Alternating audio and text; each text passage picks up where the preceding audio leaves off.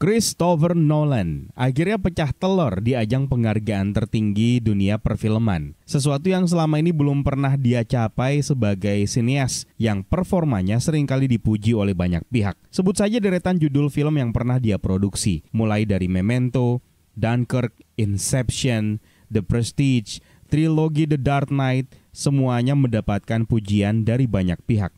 Namun belum satupun trofi Oscar yang terpajang di lemarinya sebagai sutradara terbaik maupun film terbaik. Sampai akhirnya datanglah kesempatan itu pada pegelaran Oscar yang ke-96 yang baru-baru ini digelar.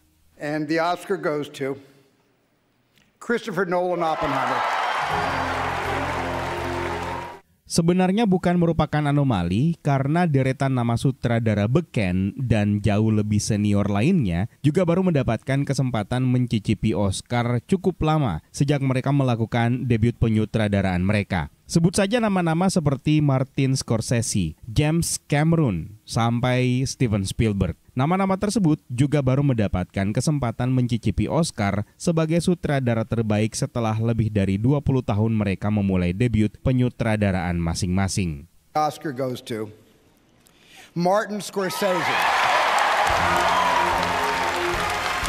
Martin Scorsese adalah nama yang juga disoroti tahun ini karena dari sejumlah nominasi yang dia dapatkan untuk film Killer of the Flower Moon miliknya, tidak satupun penghargaan yang dibawa pulang. Ini menjadikan Scorsese memang syarat akan bad luck di ajang Oscar setelah sebelumnya The Irishman juga kalah bersinar dibanding Parasite karyanya Bong Joon-ho. Our great Martin Scorsese.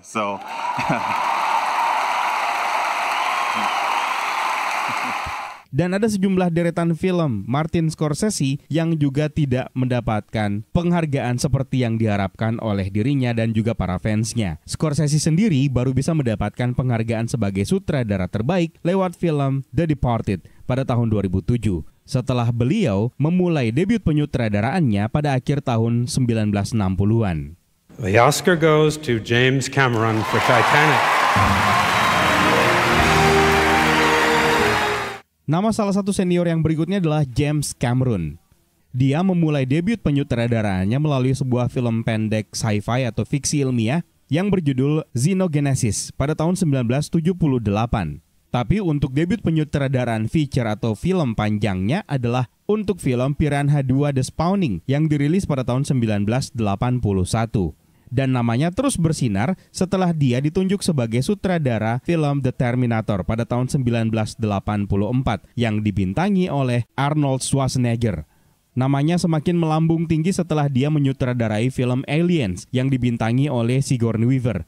Dan akhirnya setelah menunggu sekian lama pada tahun 1997, James Cameron akhirnya ditunjuk untuk menyutradarai, menulis dan juga memproduseri film yang berjudul Titanic, yang akhirnya berhasil mendapatkan pendapatan fantastis 1,84 miliar dolar Amerika di box office dan menjadikan film tersebut sebagai film terlaris sepanjang masa pada saat itu. Dan melalui film itu pula lah akhirnya James Cameron berhasil menyabet penghargaan Oscar tertinggi sebagai sutradara terbaik dan juga sebagai film terbaik di tahun berikutnya. Bayangkan film Titanic berhasil mendapatkan 14 nominasi Oscar dan memenangkan 11 di antaranya. I don't know about you, but I'm having a really great time.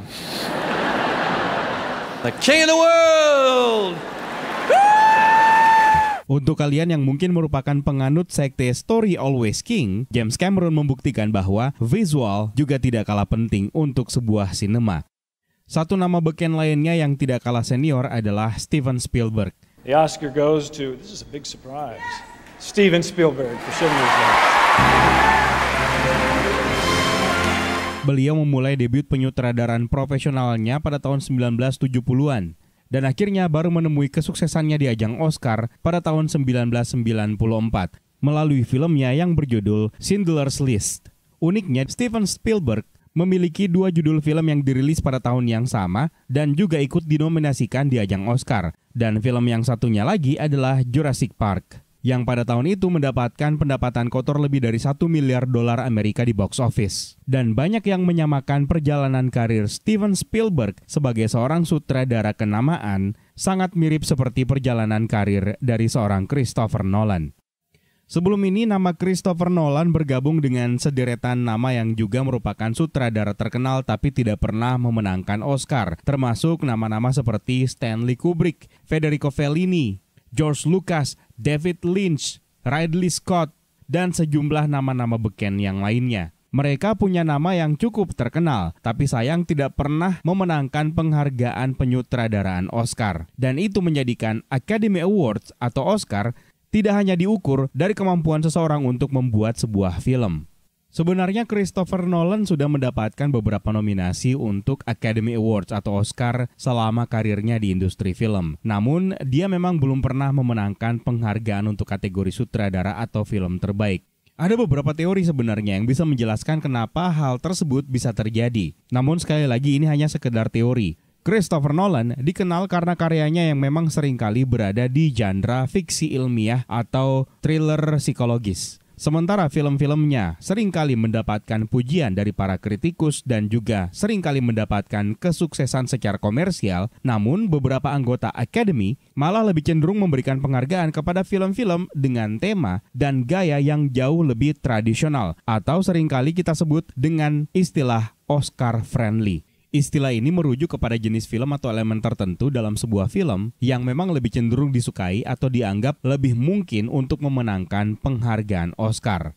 Nah, yang sering kali dikaitkan dengan film Oscar friendly ini adalah film yang memiliki tema dramatis yang menginspirasi, menyentuh, dan mencerminkan isu-isu sosial yang memang sering kali mendapatkan perhatian dari Akademi. Cerita-cerita yang menyentuh hati dan mengundang refleksi seringkali memiliki peluang yang jauh lebih besar untuk mendapatkan nominasi dan memenangkan penghargaan. Dan ini secara jelas bisa kita lihat di edisi sebelumnya ketika Coda berhasil meraih simpati para juri Oscar dan memenangkan film tersebut sebagai film terbaik. Selain itu, film-film yang menampilkan penampilan akting yang luar biasa, terutama dalam hal peran utama, juga lebih cenderung untuk disukai oleh Akademi. Terutama untuk karakter-karakter yang kompleks dan mendalam, yang dimainkan dengan sangat kuat oleh para aktor. Tentu saja seringkali mendapatkan perhatian lebih dalam proses penilaian. Dan sutradara tentu saja juga sangat berpengaruh. Karya dari sutradara yang dihormati dan dianggap berpengaruh dalam industri perfilman tentu saja memiliki tendensi untuk menarik perhatian para juri Oscar atau Akademi. Nama-nama dengan reputasi yang solid dan konsisten dalam menciptakan sebuah karya yang berkualitas akan memiliki peluang yang lebih besar untuk mendapatkan penghargaan. Namun, yang paling penting sebenarnya adalah film-film yang mengadaptasi kisah nyata atau peristiwa-peristiwa sejarah yang seringkali memiliki daya tarik bagi Akademi, terutama jika mereka mampu menyajikan kisah tersebut dengan cara yang orisinal dan menginspirasi. Dan hal ini pernah terjadi dalam film seperti Green Book yang dibintangi oleh Mahershala Ali.